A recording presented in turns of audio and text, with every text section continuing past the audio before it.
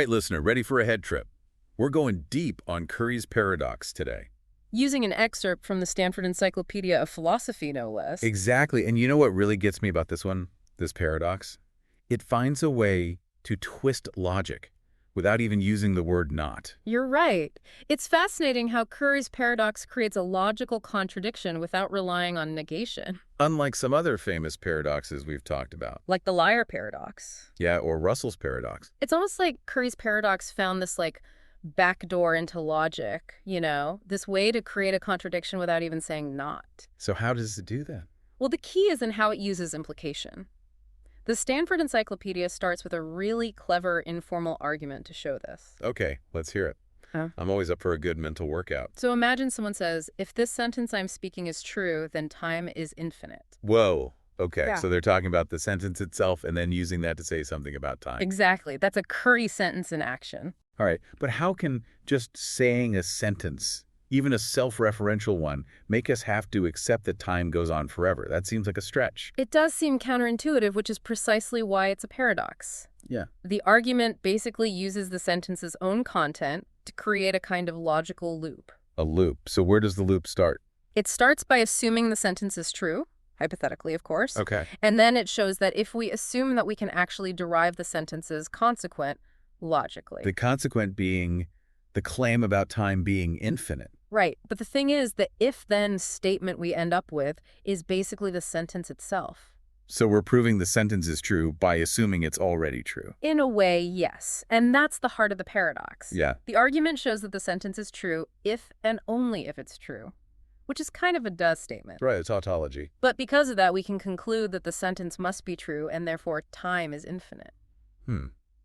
It feels a bit like we're pulling ourselves up by our bootstraps. Yeah. I see what you mean. And what's even wilder is this line of reasoning isn't limited to just claims about time. You can swap out time is infinite with any claim, even something obviously false, and the argument would still hold. Wait, so you could prove that, the Earth is flat using this structure? Yep. Or that I can fly. You name it. That's where things start to get really weird for me. So you're saying we could have a proof for anything, even if it's total nonsense? Exactly. That's the real head-scratcher with Curry's paradox. It exposes a kind of vulnerability in logic, a way that self-reference can be used to create these seemingly valid arguments for any conclusion. Okay, I think I'm starting to see why philosophers get so worked up about this. But the Stanford Encyclopedia doesn't just stop at these informal examples, right? No, they go deeper into the more formal side of Curry's sentences. Okay, I'm ready for the deep dive. How do they define these sentences more rigorously? They define a Curry sentence as any sentence that's equivalent to a conditional statement where the antecedent is the sentence itself. So it's still that same self-referential structure, but just expressed in a more abstract way. Precisely. And the problem is these Curry sentences can cause a lot of trouble within formal systems. They can lead to what's called triviality. Triviality. That doesn't sound too good. It's not. A trivial theory basically becomes useless because you can use it to prove anything, whether it's actually true or false. So it's like the theory loses its grip on reality. Exactly. It can't tell the difference between what's true and what's not anymore. So if we have a theory that allows for a sentence that says, if I'm true, then anything goes, that theory is basically doomed. Pretty much. It collapses under the weight of its own contradictions. That's heavy stuff. So how do they actually construct these troublemaker sentences, these Curry sentences? Well, the Stanford Encyclopedia outlines 2 different methods for creating them, both of which take advantage of this power of self-reference. 2 methods. All right, lay them on me. The first method draws inspiration from Russell's paradox. The one about the set of all sets that don't contain themselves. That's the one. But instead of sets, we're talking about properties here. For example, imagine a property that's defined as, this property applies to all properties that exemplify themselves only if time is infinite. Okay, so we're talking about a property that refers to itself and then brings in a consequence about time being infinite. Right, and as you can probably guess, this leads to a contradiction. Because if the property applies to itself, then time has to be infinite. Exactly. But if it doesn't apply to itself, then it must apply to itself, which again means time is infinite. It's a classic paradoxical loop. So the first method uses properties to build these Curry sentences. What about the second method? The second method uses sentences themselves within a theory of truth. It's similar to semantic paradoxes, like Grelling's paradox. So back to sentences talking about themselves. Right, like a sentence that says, this sentence is true only if time is infinite. Okay, I see the self-reference there. Mm. And I'm guessing this sentence also leads to a paradox. Absolutely. If you try to add this sentence to a theory of truth, you end up with a Curry paradox. The sentence's truth gets tangled up with the truth of its consequent, leading to a logical contradiction. So both methods, even though they use different tools, ultimately exploit self-reference to create these paradoxical Curry sentences. You gotta, self-reference is the common thread tying all these logical knots together. Okay, so we've seen how these Curry sentences are built, but how do they actually lead to a paradoxical conclusion? What are the steps involved? The Stanford Encyclopedia dives into that too. They analyze what's called the Curry paradox lemma, which lays out the steps for deriving that paradoxical conclusion. Okay, a lemma. What's that exactly? It's basically like a mini theorem that highlights the key logical principles driving the paradox. Gotcha. What are those principles? Two of the most important ones are modus ponens, which we've already touched on, and a principle called contraction. Modus ponens, I get that one. If A, then B, and A, therefore B, what about contraction? Contraction essentially lets us take a statement that implies itself and conclude that the statement itself must be true. Can you give an example? Sure. So if we have a statement like, if this statement is true, then time is infinite. Contraction lets us jump directly to, this statement is true. And from there, we conclude time is infinite. It seems like contraction is the real troublemaker here. Yeah. It allows us to go from a hypothetical statement to asserting its truth. Exactly. And that's a crucial step in the paradoxical chain of reasoning. Okay, so we've got these two principles, modus ponens and contraction, working together to derive the paradox. But I'm assuming philosophers haven't just sat back and let this paradox wreak havoc, right? Of course not. The article goes on to explain how different attempts to resolve Curry's paradox often target specific steps in this derivation. Like try and disarm those logical bombs. Exactly. Some solutions might try to challenge modus ponens, while others might focus on diffusing contraction. That's where things are going to get really interesting. I'm dying to hear how philosophers have wrestled with this mind-bending paradox. Yeah, we're about to get into some serious philosophical debates. But before we go there, I think it's a good time to take a breather. We've covered a lot of ground already in this deep dive. I agree. It's probably a good idea to let all this sink in for a bit. Listener, we'll be back soon to continue our exploration of Curry's paradox. Stay tuned because we're just getting started. Back again. Ready for more Curry's paradox. Bring it on. My brain's all warmed up from our last session. Good. Because now we're getting into how philosophers have tried to tackle this paradox. Yeah. How do you even begin to untangle a logical knot like this? Well, the Stanford Encyclopedia does a great job of categorizing the different responses. Okay, so what are the main categories? They talk about two main camps, the Curry incompleteness responses and the Curry completeness responses. Okay, those sound pretty technical. What's the basic idea behind each one? The main difference is how they approach the problem of triviality. Remember that meltdown that Curry sentences can cause? Yeah, where the theory becomes useless because it can prove anything. Right. Well, the Curry incompleteness responses see triviality as a big no-no, and they try to modify the theories themselves to prevent those paradoxical sentences from even showing up. So it's like they're trying to build a wall to keep those Curry sentences out. Exactly. They're fortifying the theories to make them immune to those logical grenades. Makes sense. What about the Curry completeness responses? What's their strategy? They're a bit more radical. They don't want to change the theories themselves. Instead, they suggest that the problem lies with the logic we're using. Whoa, so they're saying the rules of logic themselves need an overhaul. In a way, yes. They argue that classical logic, the kind we usually use, might be too powerful when it comes to self-referential statements. It's like those statements are exploiting a loophole in the system. Exactly. And the Curry completeness responses want to close that loophole by adjusting the rules of the game. So we've got one side trying to strengthen the theories, and the other side trying to rewrite the rule book of logic. This is getting really interesting. It is. Curry's paradox really pushes us to rethink some fundamental stuff about how logic works. Okay, so let's start with the Curry incompleteness responses. How do they try to modify the theories to avoid those paradoxical sentences? The Stanford Encyclopedia mentions a bunch of strategies, like Tarski's hierarchy of languages, the revision theory of truth, and contextualist approaches. Okay, I've heard of Tarski's hierarchy, but I need a refresher. How does that work again? Tarski's idea was to create a hierarchy of languages where each level can talk about the truth of sentences in the level below, but not about its own truth. So it's like a ladder where each rung can only look down but not up? Exactly, and that prevents those self-referential Curry sentences from popping up because a sentence can't talk about its own truth in this system. Clever.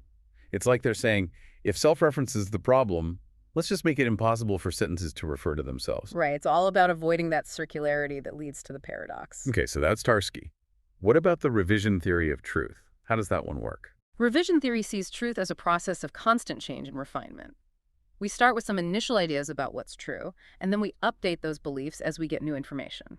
So it's like truth is always evolving, never fixed. Exactly. And this helps to deal with paradoxes like Curry's. Instead of seeing a Curry sentence as a fatal contradiction, revision theory sees it as a claim that needs to be adjusted. So it's more about managing the paradox than eliminating it. Right. Revision theory gives us a way to deal with those inconsistencies without throwing out the whole system. Okay, and what about those contextualist approaches? Contextualists emphasize the role of context in determining the meaning and truth of sentences. They argue that a sentence like, "This sentence is true only if time is infinite," might be true in some contexts, but not in others. So it's like saying the meaning of a sentence can change depending on where and how it's used. Precisely. And this flexibility allows them to diffuse the paradox. For example, in some contexts, a Curry sentence might be considered meaningless. So it's like saying, hey, the sentence is only a problem in certain situations, and we can always find a situation where it's harmless. Exactly. Contextualism provides a way to handle those tricky sentences without having to completely rewrite the rules of logic. All right, so those are some of the strategies in the Curry incompleteness camp. They're all about modifying the theories to avoid those problematic sentences. But now, let's switch gears and talk about the Curry completeness responses. What's their approach? Remember, they're the ones who want to change the logic itself. They argue that the problem isn't with the theories, but with the tools we're using to reason about them. Okay, so they're saying we need to upgrade our logical toolkit. Exactly. And most of these responses focus on two key principles that are crucial for deriving Curry's paradox modus ponens and contraction. Right. Those were the two big players in that Curry paradox lemma we talked about. Exactly. And within the Curry completeness camp, there are two main strategies for blocking that paradoxical derivation: contraction-free responses and detachment-free responses. Okay, break those down for me. Starting with the contraction-free responses, what's their strategy? As the name suggests, they want to reject or restrict the principle of contraction. They argue that while modus ponens is a perfectly valid rule, contraction is the real troublemaker when we're dealing with self-referential statements. So keep modus ponens, but ditch contraction. That's the basic idea. And there are actually two types of contraction-free responses: strong and weak. More categories. This is getting complex. It is, but it's also what makes this paradox so fascinating. Okay. It forces us to really examine the nuances of logic. Okay, so what's the difference between strong and weak contraction-free responses? The difference is in how they target contraction. Strongly contraction-free responses reject a generalized version of modus ponens called MP. MP prime, what's that? It's a version of modus ponens that allows for multiple premises. These responses argue that MPs is too strong and can lead to paradoxes when combined with self-reference. So they're saying we need a more limited version of modus ponens. Exactly. One that doesn't give so much power to self-referential statements. Okay, that's the strong version. What about the weak contraction-free responses? Instead of changing modus ponens, they focus on rejecting a principle called CP, which stands for conditional proof. Conditional proof. Remind me how that works again. It's a way of deriving a conditional statement like, if A, then B, by assuming A and then showing that B follows logically. Right. It's like saying, if this is true, then that must also be true. Exactly. And the weakly contraction-free responses argue that CP, while valid in many cases, becomes problematic when we have self-referential statements. So they're saying we need to be more careful with conditional proof in those situations. Right. They propose ways to restrict CP so that it doesn't lead to those paradoxical derivations. Okay, so we've got two flavors of contraction-free responses, strong and weak. Yeah. But wait, there's another category, right? The detachment-free responses. You're right. We've only covered half of the Curry completeness responses. So what about the detachment-free responses? How are they different? They're kind of the opposite of the contraction-free responses. They actually keep contraction but reject modus ponens. Hold on a minute. Didn't we just say that modus ponens was the good guy and contraction was the problem? Now we're switching roles. I know it seems counterintuitive, but that's the beauty of Curry's paradox. It forces us to question even our most basic assumptions about logic. Okay, so how do these detachment-free responses justify rejecting modus ponens? They argue that despite its intuitive appeal, modus ponens might be the real culprit behind the paradox. So they're saying we need to find a way to reason without relying on modus ponens. In a way, yes. And just like with the contraction-free responses, there are two types of detachment-free approaches, strong and weak. Of course there are. Okay, what's the difference this time? Strongly detachment-free responses reject a principle called CCP, which stands for converse conditional proof. Converse conditional proof. How does that relate to regular conditional proof? It's basically the reverse. It says that if A then B is true, then B must follow from A. So it's like detaching the consequence from the antecedent. Exactly. And the strongly detachment meta responses say that this principle CCP can lead to paradoxes when combined with self-referential statements. So they reject it altogether. Okay, and what about the weakly detachment-free responses? What do they reject? They reject the principle of transitivity. Transitivity. Like, if A is bigger than B and B is bigger than C, then A is bigger than C. Exactly. But in logic, it means that if A implies B and B implies C, then A implies C. So it's about chaining inferences together. Right. And the weakly detachment-free responses argue that this chaining can be problematic when we have self-referential statements. So they're saying transitivity is fine in most cases, but we need to be careful with it when self-reference is involved. Exactly. They propose ways to restrict transitivity so that it doesn't lead to those paradoxical conclusions. Wow, this is a lot to keep track of. We've got the Curry incompleteness responses trying to fortify the theories, and then we've got the Curry completeness responses, which are all about revising the rules of logic.